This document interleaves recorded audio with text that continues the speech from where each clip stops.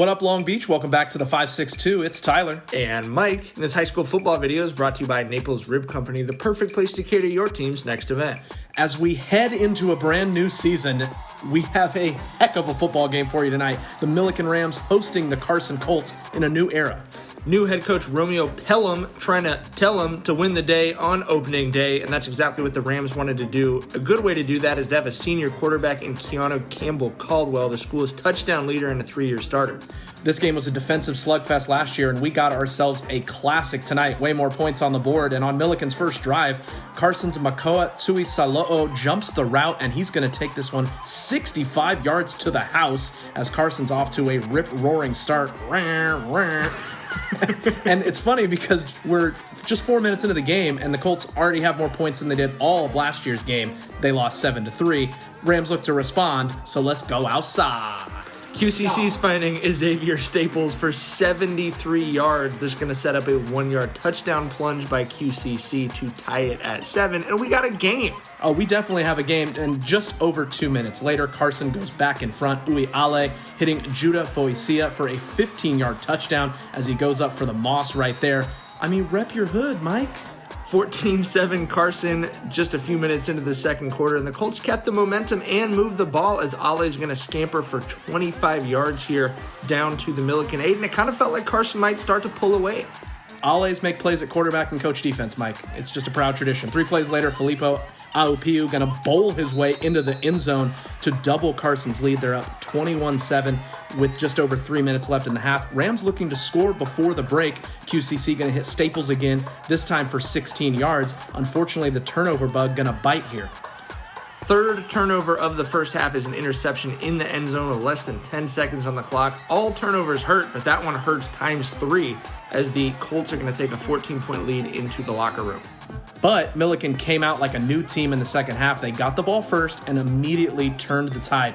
Here, QCC going to look and find Jerron Lincoln wide open down the sideline. Lincoln navigates 37 yards to pay dirt as he parks that one into the end zone. Rams getting that momentum. QCC's first touchdown of the night. It would not be his last. Notably, the lead down to 8. Next drive, Campbell-Caldwell goes back to Lincoln for 31 yards inside the 10. Lincoln with 6 catches for 115 yards and a touchdown all in the second half. Millikan on the doorstep here after QCC drops the arm angle and slings this one into Nathan Martinez. That sets up another 1-yard touchdown plunge for Campbell-Caldwell. Rams did not convert the 2-point conversion, however, so they still trail by a pair. Millikan defense coming out making some plays. My doctor says Connor Lantlow with the sack, getting the ball back to that offense, and they go back to work.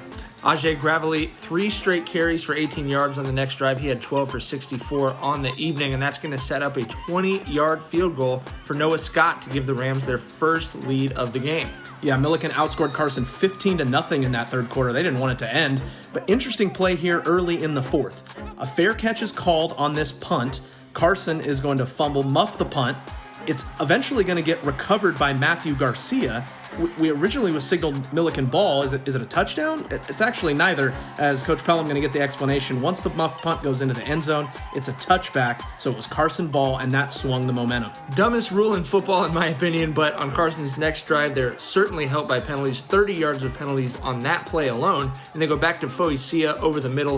A 23-yard touchdown catch in traffic. That kid is a baller, and that puts Carson back on top 28-22. Yeah, every time he touched the ball, something good happened for the Colts. He even touched it on defense as he steps in and gets this interception right here. Returns it to the Millikan 27 with under 2 minutes left. Looked like that could have been the game sealer right there. But the Rams get it back with under a minute to go, no timeouts, need to go 70 yards. QCC over the middle, Aaron Okoro fights for 19 as the Rams start to move it. Now a beautiful throw to Lincoln down the sideline. He gets 28 yards here and into the red zone. Millikan looking to make some magic happen. 2 plays later from the 9. Here it is, Mike. QCC to Staples.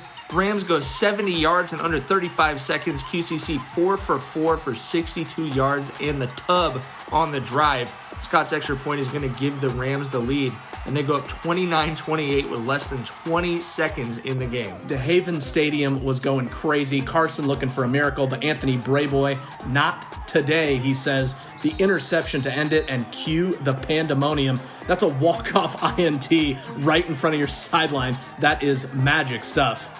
Thought they were playing football, ended up in a mosh pit. QCC 19 for 33 for 300 yards and 4 touchdowns. Not his best game, but he definitely came through when the team needed him. And the Rams are 29-28 winners in a thriller against Carson. The Pelham era at Millikan begins with a splash as the Rams are 1-0. They are fired up, and they will host Carlsbad next as the MAC is back. For all that coverage and everything else, you got to keep it right here at the562.org.